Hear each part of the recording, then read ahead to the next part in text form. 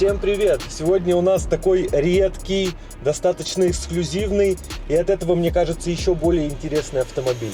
Ford Bronco Raptor. Это такой огромный тестостероновый крокодил, который в компании Ford сделали как конкурента Wrangler. Но если Wrangler у нас достаточно подготовлен к городской езде и его можно эксплуатировать ежедневно, то насколько комфортно эксплуатировать ежедневно Ford Bronco Raptor мы сегодня с вами посмотрим. Я переключил руль в режим комфорт, все остальные системы в режим Normal, чтобы понять, насколько комфортно ежедневно эксплуатировать этот автомобиль в городе. Чтобы вы понимали габариты, он не такой длинный, то есть тот же Ford F-150, примерно где-то там на метр длиннее, но при этом он очень широкий. Шире, чем Cadillac Escalade, шире классического обычного Ford Bronco на 25 сантиметров. Это какие-то сумасшедшие цифры. Этот автомобиль заточен прыгать по бездорожью, он без проблем это делает в стоковом состоянии завода. Просто какая-то уникальная история, ну лично для меня, потому что доработанных машин, которые делают сумасшедшие вещи, очень много. Но чтобы тебе с завода дали вот эти вот все возможности, плюс он достаточно быстрый, порядка 6 секунд по паспорту, но, конечно, мы сейчас с вами это еще все проверим, потому что паспорт не показатель, как мы знаем. Друзья, сегодня хочу вас познакомить с автомобильной диагностической системой от Foxwell. Она работает прямо из коробки, вам не нужен ни ваш телефон, ни какие-то отдельно скачанные приложения. Большой сенсорный экран, подключение по Bluetooth, удобное меню, просто включил и сразу работаешь с машиной. Что он умеет? Можно подключиться к любому автомобилю и проверить все системы. Двигатель, коробку, тормоза, подушки безопасности, климат и электронику.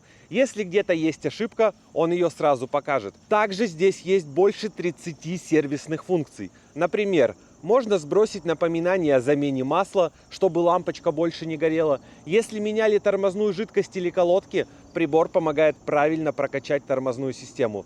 На дизельных машинах можно включить процесс очистки сажевого фильтра, чтобы он не забивался. Есть адаптация руля, программирование форсунок, работа с датчиками давления в шинах и многое другое. Все данные отображаются в реальном времени. Можно сохранять отчеты в PDF и отправлять их, если нужно.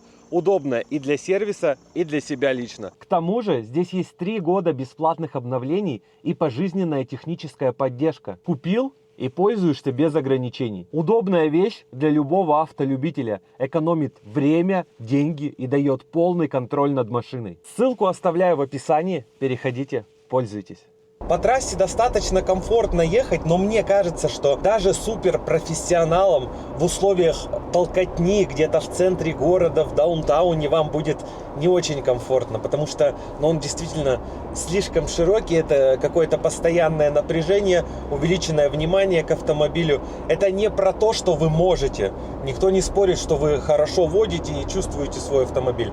Это про то, что вам будет не так комфортно. Заявленный расход 15-16 миль на галлон или порядка 15 литров на 100 километров. Сразу нужно сказать про стоимость, потому что огромные возможности с точки зрения бездорожья, большое количество настроек, вот эти вот все режимы для каждого типа покрытия, амортизаторы сжимаются, разжимаются, коробка переключается там на высоких или на низких оборотах. Даже у руля есть 3 режима: комфорт, нормал и спорт. И, естественно, все это стоит денег. И стоит это 105 тысяч долларов уже у дилера в Америке. То есть с доставкой, со всеми там небольшими допами. Допустим, у нас здесь такой красивый голубо-синий серый такой цвет. И это практически плюс 1000 долларов к цене. Карбоновые вставки тоже отдельно стоят денег. В любом случае, когда вы садитесь в автомобиль больше, чем за 100 тысяч долларов, вам нужен какой-то базовый набор опций, который должен быть у любого автомобиля. Хоть он для оффроуда, это не имеет никакого значения. И чего лично мне здесь не то чтобы не хватает, но я хотел бы, чтобы это было. Вентиляция сидений, ее нет, есть только подогревы, проекция и массаж. Я не раскрою вам какой-то огромный секрет, если скажу, что это нишевый достаточно автомобиль. Он далеко не для всех, и если вы задаетесь себе вопросом, ну зачем вообще, зачем мне это, то вам это и не надо. Просто посмотрите, какие бывают машины, как бренды показывают то, на что они способны. Знаете, есть гонки, вот эти Баджа 1000 по пустыням, там все прыгают, бегают. Вот этот Ford именно с завода готов, в принципе, к таким гонкам. Вся подвеска, сделанная в этом автомобиле, может стоить десятки тысяч долларов, если это устанавливать уже после покупки машины. У меня есть такие некие ощущения, что я в гелике, только чуть менее премиальном. Ох, как хорошо. Это Dodge СРТ. Знаете, что такое СРТ? Не могу сказать, что я испытываю какие-то особые отличия от вождения просто в городской среде на этом автомобиле. И мне кажется, он достаточно хорошо подходит под повседневные нужды. И единственным таким камнем преткновения будет ширина. В остальном очень хорошо. По трассе мне тоже все нравится. Коробка отрабатывает идеально, она не дергается. Движок из салона вы будете слышать. Шумоизоляция идеальной здесь быть не может, потому что здесь, как и в Wrangler, мы можем снять крышу, вообще все снять, убрать. Когда автомобиль в целом сделан с возможностью вот этой модернизации и быстросъемов, он не будет с хорошей или идеальной шумоизоляцией. Я разгонюсь, чтобы вы просто послушали звук.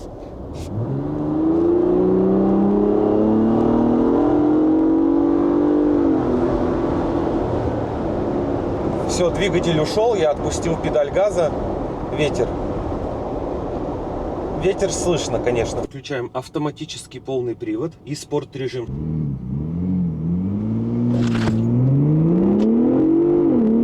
Ой, хорошо, 2,23, 30 миль.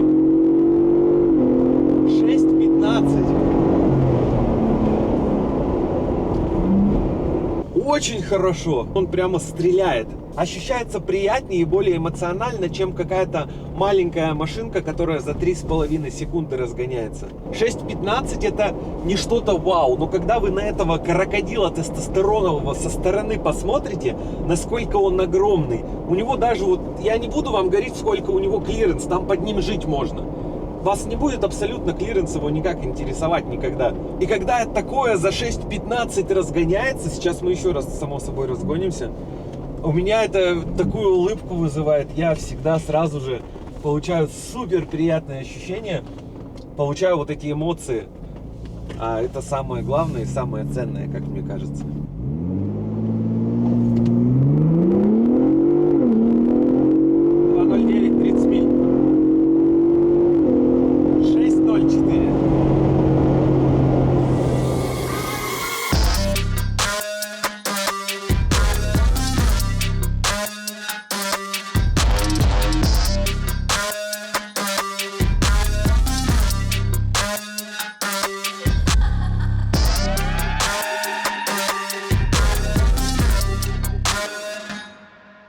Для тех, кому нужны точные цифры, габариты этого автомобиля все сейчас на ваших экранах. Но я предлагаю посмотреть в сравнении. 183 сантиметра, взрослый мужик, выглядит просто маленьким ребенком на фоне вот этого тестостеронового буйвола. Я не знаю, как его назвать. Каждый раз что-то новое в голову приходит.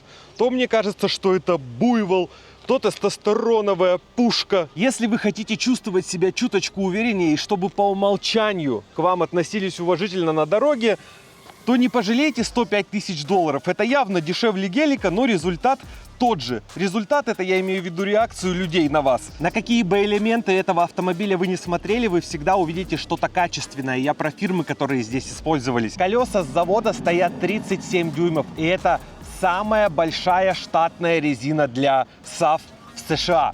Я думаю, не просто так они это сделали, а чтобы одному из конкурентов, так сказать, показать, что у нас цифра больше, а если больше, значит мы лучше. Диски стоят Bedlock Ready, в них можно ставить внешние кольца, которые зажимают покрышку, чтобы она не слетала на низком давлении. И это критично для оффроуда, но это уже для разбирающихся. И я сразу хочу сказать тем, кто сейчас напишет, что ты нам тут показываешь, это машина для оффроуда, вот давай чисто подвеску, все ее данные, съезды, углы въезда, выезда. Я хочу показать машину простым людям, которые, возможно, тоже захотят себе ее купить, а не только профессионалам. Для профессионалов, во-первых, есть совсем другие ролики, абсолютно чисто технические, которые не так интересно смотреть. Да и если вы профессионал, то вы во всем этом уже разбираетесь, но если хотите, конечно, еще раз напишите в комментариях какие-то интересные моменты или там в чем я был неправ, или поумничайте. В общем, дерзайте. Черные расширители такого размера, которые полностью перекрывают колесо, сделаны также не просто так. Это требование, чтобы пустить автомобиль в серию. Возможно, все это выглядело бы чуть по-другому, но правила есть правила, и их нужно соблюдать. Также 3 фонарика над решеткой радиатора — это не просто стильный элемент Ford Bronco Raptor, а требование законодательства, при котором автомобили, имеющие ширину больше, чем 203 сантиметра, должны иметь 3 идентификационные лампы спереди и сзади. Разница лишь в том, что сзади лампы красные. Под капотом у Bronco Raptor 3-литровый V6 EcoBoost. Порядка 418 лошадиных сил и 598 момента, что, мне кажется, очень хорошо, особенно для 3-литрового двигателя. Тяги с избытком хватает как в городе, так и на трассе. И разгон мы с вами уже замерили. Очень приятно. Есть такой прямо выстрел при всей этой массе и габаритах автомобиля. Отлично отрабатывает, и его хватает. На Ford F-150 Raptor еще более мощный двигатель, но, наверное, им их как-то нужно было разделить, чтобы люди выбирали не только по типу кузова, который им нравится, а еще какие-то отличия были в мощностях. А вот автомат здесь классический 10-ступенчатый гидротрансформатор, именно такой, который устанавливается на Ford F-150 Raptor. Переключается плавно, нужные обороты держит, тяговых нагрузок не боится.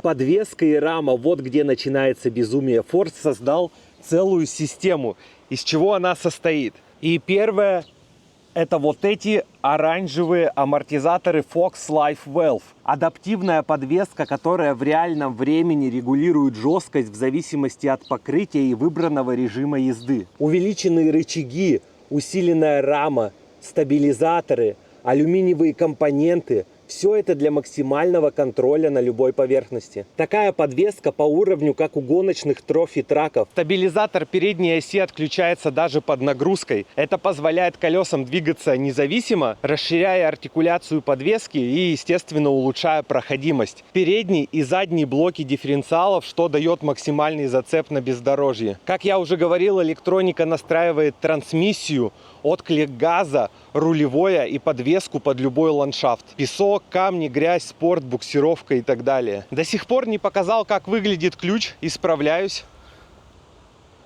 Он достаточно простой. Минимум функций. Есть подножка, она никуда не убирается. Бесключевой доступ на передние двери. Сразу же, посмотрев на дверную карту, мы понимаем, что комфорт здесь не на первом месте.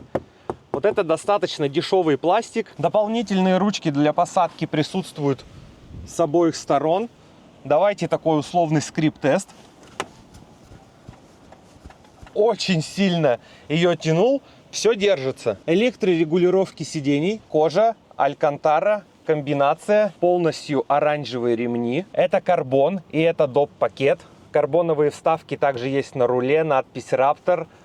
Мультируль, электронная приборка и мультимедийный дисплей, Android Auto, Apple CarPlay, все беспроводное. Дисплей разделен на 2 части, здесь мы можем какую-то дополнительную информацию выбрать и основная часть дисплея. Небольшие подтормаживания присутствуют, камеры кругового обзора на таком большом автомобиле это очень важно, есть динамическая разметка и вид сверху. Также мы можем включить отдельно заднюю камеру. Руль приятный, удобный, толстый хват под рулевые лепестки. Мы можем отдельно нажимать эту кнопку, и у нас меняются режимы: Normal, Sport и Comfort. Подлокотник с тиснением Raptor. Внутри прикуриватель и 2 USB Type-C. Блок электростеклоподъемников перед подлокотником. Тут же регулировка зеркал. Шайба выбора режимов езды и привода. Давайте покажу, какие режимы есть.